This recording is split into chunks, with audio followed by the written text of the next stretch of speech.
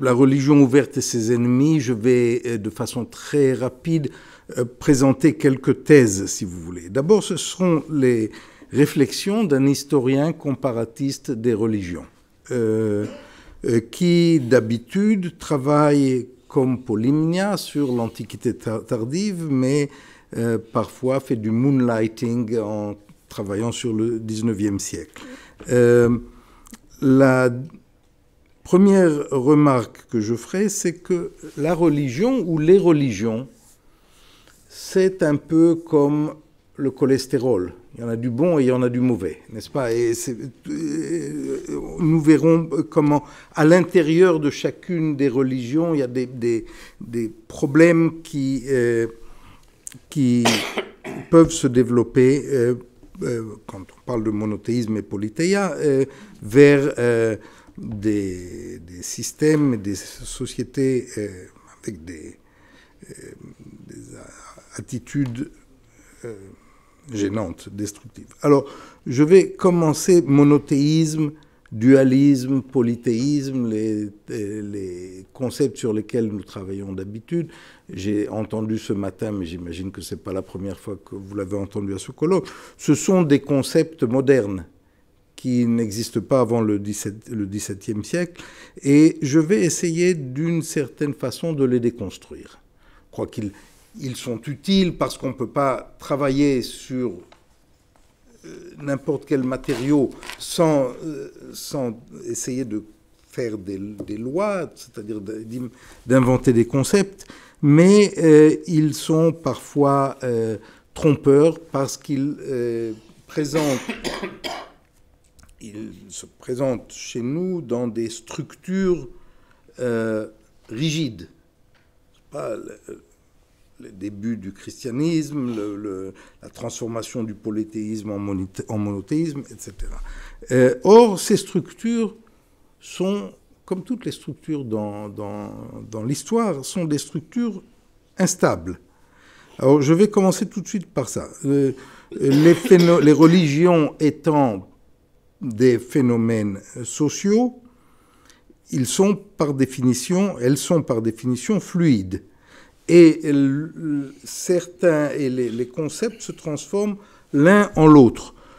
Pour faire vraiment très vite, le polythéisme peut amener au monothéisme, à l'intérieur de la Bible hébraïque par exemple, ou dans la révolution du prophète Muhammad. Le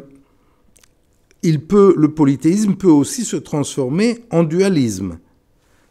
Zarathustra, le Isis et Osiris de Plutarque. Le monothéisme, lui, peut se transformer en dualisme, qui est l'autre revers de la médaille, si vous voulez. Par exemple, de façon très, très claire, la gnose, les mouvements gnostiques dans le christianisme du 1er, 2e, 3e siècle. Mais le monothéisme peut aussi, et à chaque fois que je dis peu, je dis que ça arrive toujours, on a toujours des cas historiques, se transformer en polythéisme. C'est ce que Henri Corbin, dont le nom a été mentionné, plus que le nom ici, Henri Corbin appelait le paradoxe du monothéisme. C'est-à-dire un système monothéiste, en fait, est pratiquement dans l'histoire d'une religion impensable. Les gens ont besoin d'une série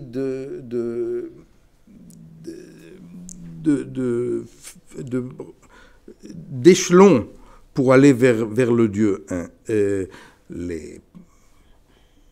Les grands prophètes, les prêtres, les anges, etc.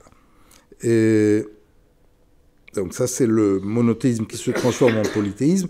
Troisième cas, le dualisme se transforme aussi à la fois en monothéisme et en polythéisme. L'exemple pour ces deux phénomènes, l'exemple typique, c'est le manichéisme. Le manichéisme est la religion dualiste la plus radicale qui ait pu être inventée au IIIe siècle par Mani, qui avait grandi dans un milieu judéo-chrétien, et c'est-à-dire de juifs pensant que le Messie est arrivé, que c'était Jésus. Et le manichéisme, le dualisme manichéen, en fait, même lui-même, le plus radical des dualismes, n'est pas vraiment dualiste. À la fin des temps, c'est quand même les forces du bon qui vaincront les forces du mal. Forces du bien qui vaincront les forces du mal. En même temps, le dualisme manichéen se transforme en polythéisme. Toute la mythologie manichéenne, il y a toute une série de dieux, les avatars du prince, du bien, etc. Je ne peux pas entrer dans les détails. Là, un autre point sur lequel je vais parler, et c'est peut-être là-dessus que je vais m'étendre un peu plus, c'est sur le concept de religion abrahamique. C'est un concept qui... On en trouve quelques exemples, mais très rares, au XIXe siècle ou avant. C'est en fait un concept qui se développe, d'après le Oxford English Dictionary, dans les années 70 du siècle dernier, pas avant. La petite enquête que j'ai menée sur ce sujet, quand on m'a donné la première chaire for the Study of the Abrahamic Religions à Oxford en 2009, j'ai fait une enquête.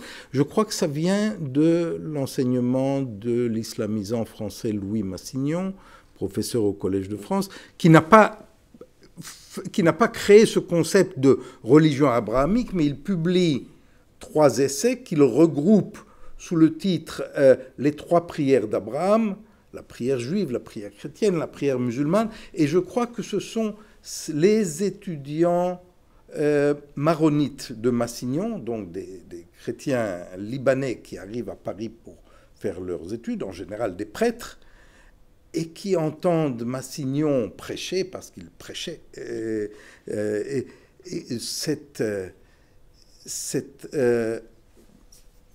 ère de famille entre le christianisme et l'islam, le judaïsme les intéressait moins, et ils se disent, c'est une idée magnifique, nous allons rentrer au Liban, et plutôt que de continuer les polémiques qui existent entre chrétiens et musulmans depuis le 7e siècle, nous allons présenter quelque chose d'autre. Et je crois qu'il y a quelques noms, c'est là que ça commence.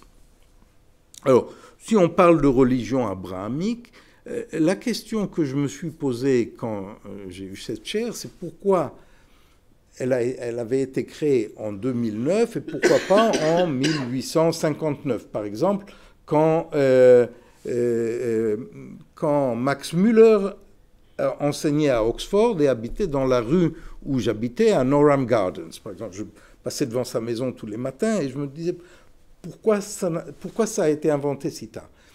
Alors, En 2008, c'est ça 2009.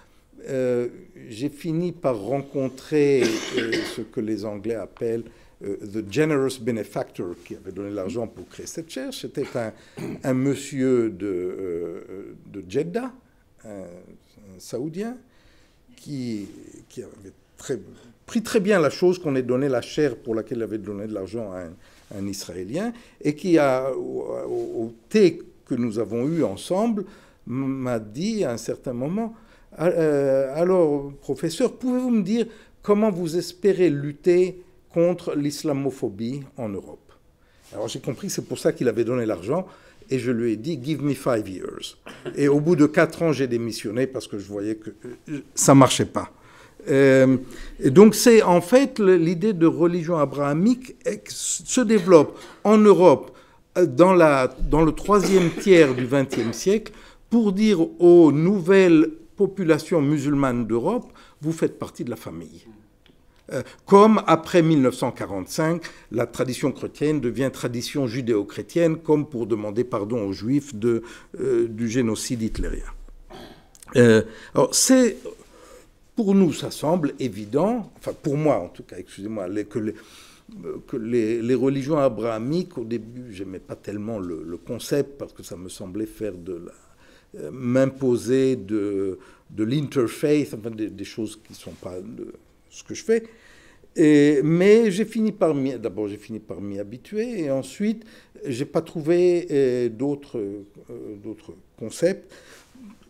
C'est en fait une tradition qui vient d'Abraham, comme les Juifs se présentent comme les fils d'Abraham. Ensuite, les chrétiens disent non, c'est nous sommes les véritables fils d'Abraham. Et ensuite, dans le Coran, n'est-ce pas, l'islam, c'est la véritable religion d'Abraham, détournée par les Juifs puis par les chrétiens.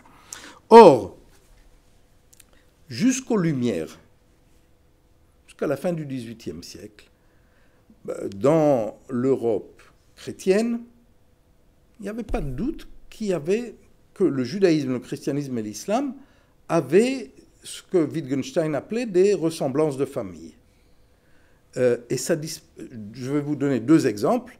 La première, c'est l'idée des trois anneaux qui se retrouvent chez Lessing dans Nathan der Weise.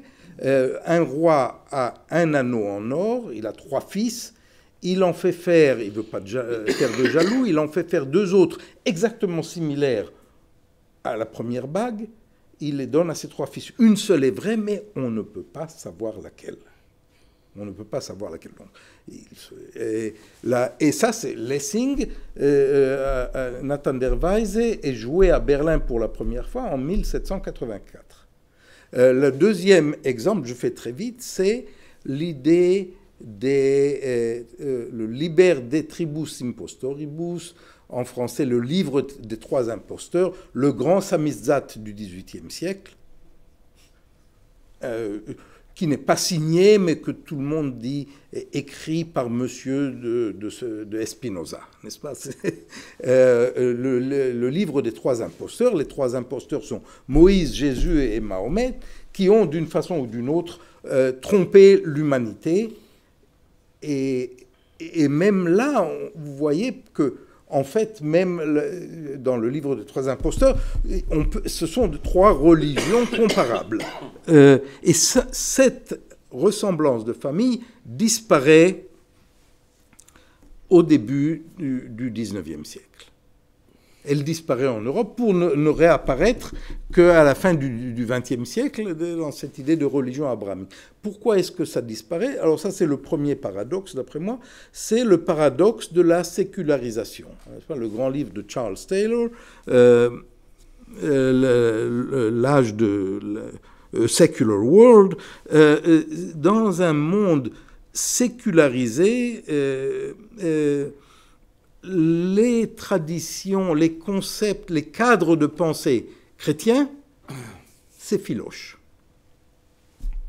Et au même moment, l'Europe découvre, après William Jones, découvre que les langues européennes ont un air de famille, justement, avec le sanskrit. Pas avec l'hébreu et l'arabe, pas avec les langues sémitiques. Avec le sanskrit. Et donc, l'Orient, jusqu'à la fin du XVIIIe siècle, c'était avant tout le Proche-Orient. Maintenant, le Proche-Orient tombe de grâce. Et le bon Orient, l'Orient qui a du sex appeal, c'est l'Orient indien. Et nous sommes des Indo-Européens, nos langues, et même, en fait, le christianisme est aussi une religion indo-européenne. Bon, au départ, il y a Jésus, d'accord, il était peut-être juif, mais enfin, on s'en libère très vite. Même Renan décrit ces choses-là. Et donc, le judaïsme et l'islam, des religions sémitiques, deviennent des religions assez méprisables. L'islam plus que le judaïsme. Les juifs sont plus persécutés que les musulmans parce qu'il y en a plus en Europe, mais le judaïsme c'est quand même d'un certain côté ce qui amène au Verus Israël, au christianisme. Donc, c'est pas complètement négatif.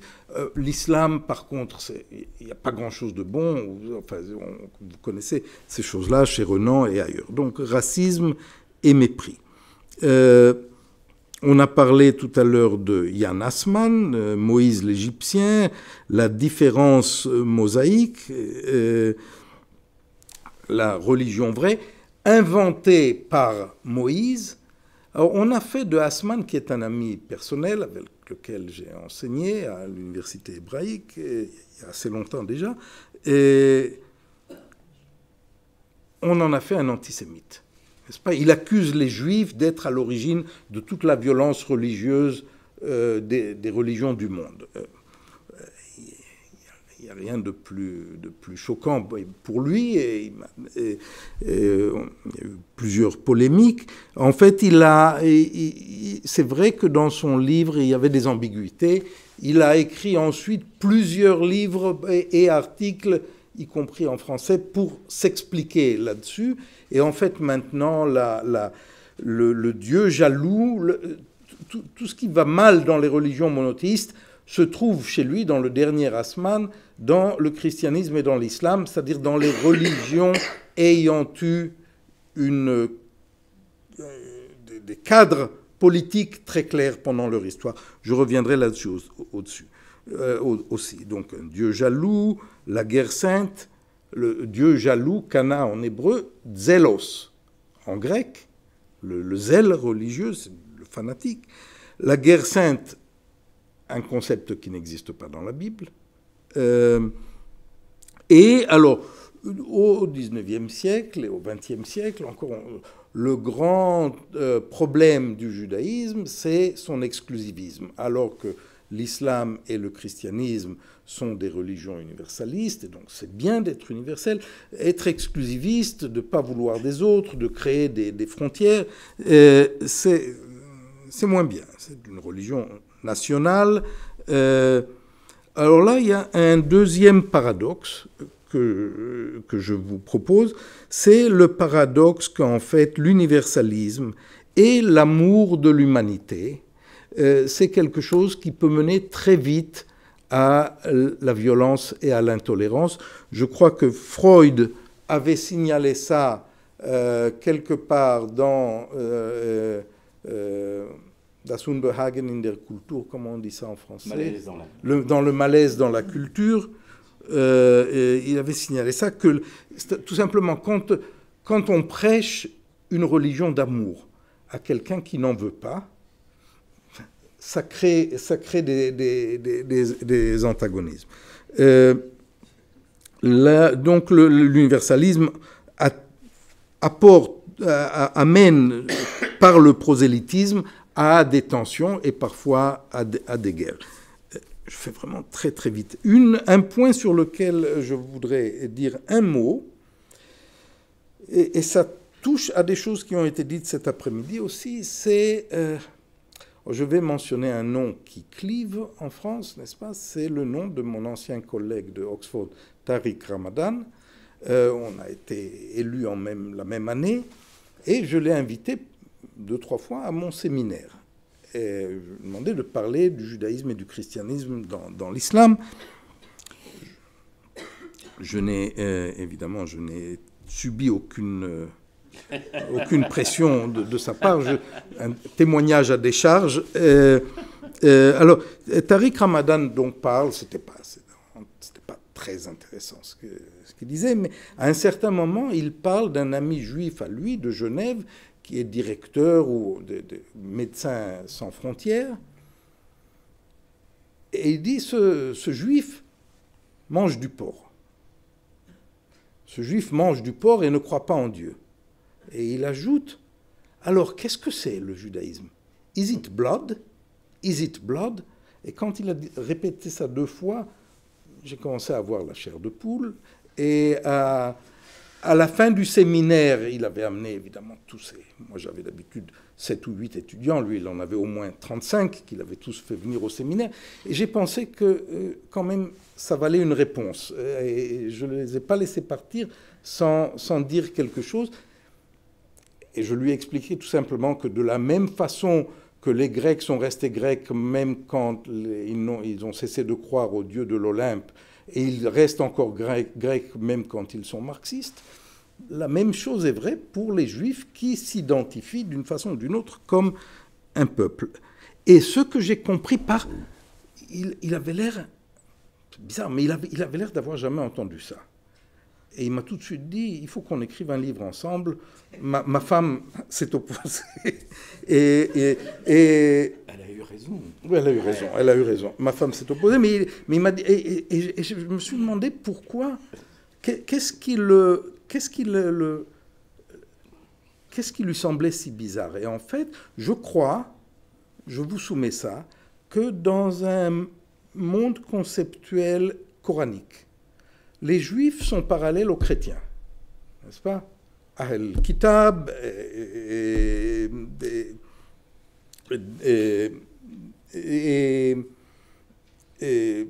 Ahl Dhimma, ils sont tolérés comme à l'intérieur de la Ummah islamique, ils sont tolérés comme des minorités, comme des communautés religieuses. Et donc, pour un esprit comme ça, les Juifs ne sont pas un peuple. Les chrétiens ne sont évidemment pas un peuple. Il y a des chrétiens, il y a des gens qui croient de leur façon. Et c'est parallèle pour les Juifs. Je crois que ça, c'est un grand problème qui explique en partie cette opposition du monde musulman à l'idée d'un État juif. Alors, encore, dans 5 minutes, j'arrête. Oui, judaïsme, christianisme et islam, différentes relations à la polythéia. Encore une fois, je vous lance des slogans. Le judaïsme, comme on vient de le voir, c'est une religion qui a perdu sa polythéia, sauf une polythéia spirituelle dans la diaspora, qui a perdu sa polythéia véritablement politique il y a vraiment très longtemps. Et elle a été retrouvée il n'y a pas très longtemps.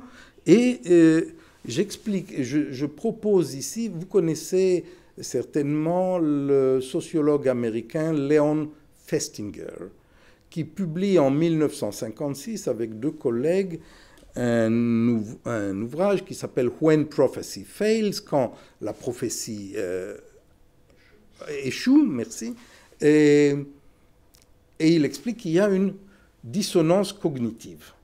N'est-ce pas? On attendait, je donne des exemples d'îles du Pacifique avec le paquebot qui arrive, on attend le Messie, et le Messie n'arrive pas, et il y a ce qu'on appelle une dissonance cognitive qui provoque des remous dans une société.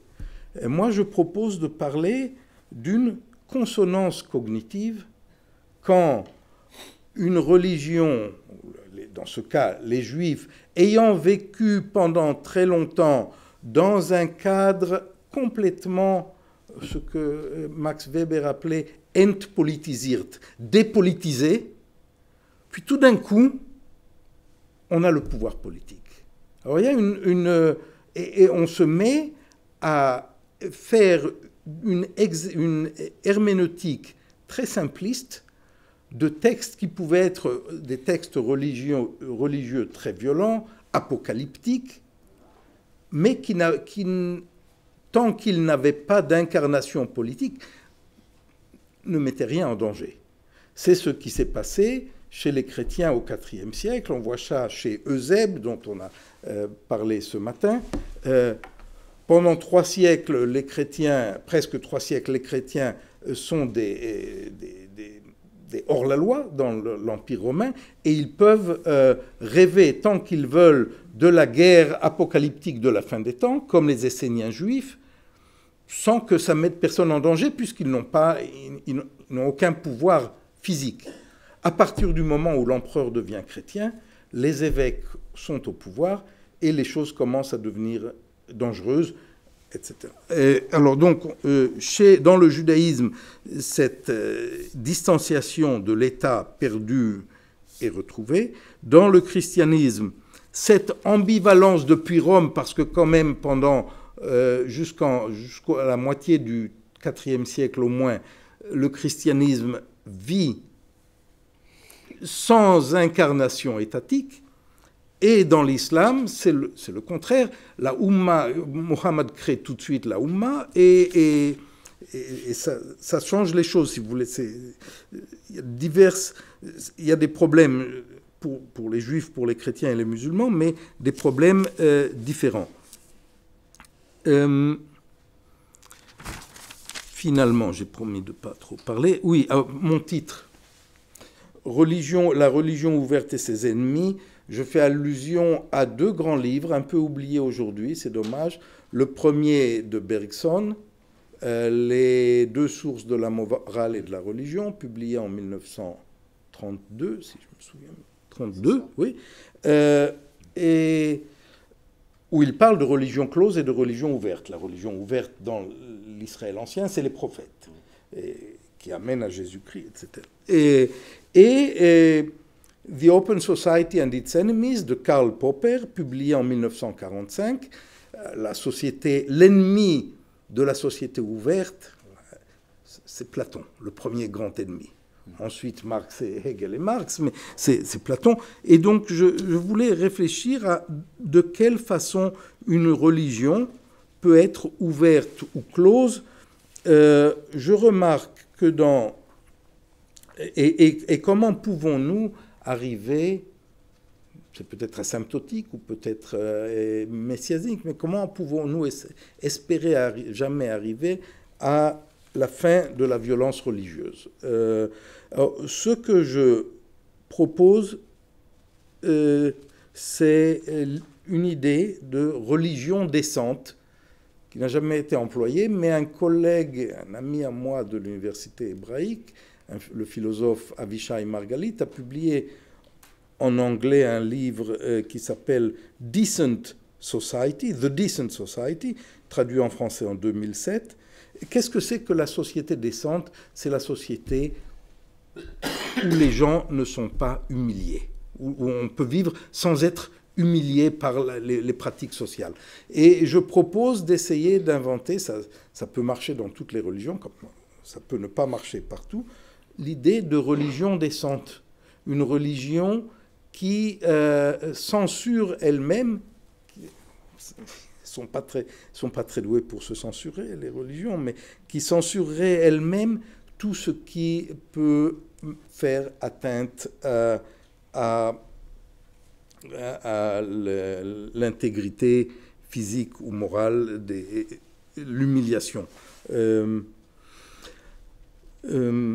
Et donc l'ennemi de la religion ouverte, c'est évidemment la religion close, qui se retrouve un peu partout. Je crois que je m'arrête ici pour qu'on ait un peu de temps pour la discussion après. Merci. Merci beaucoup. Merci à vous.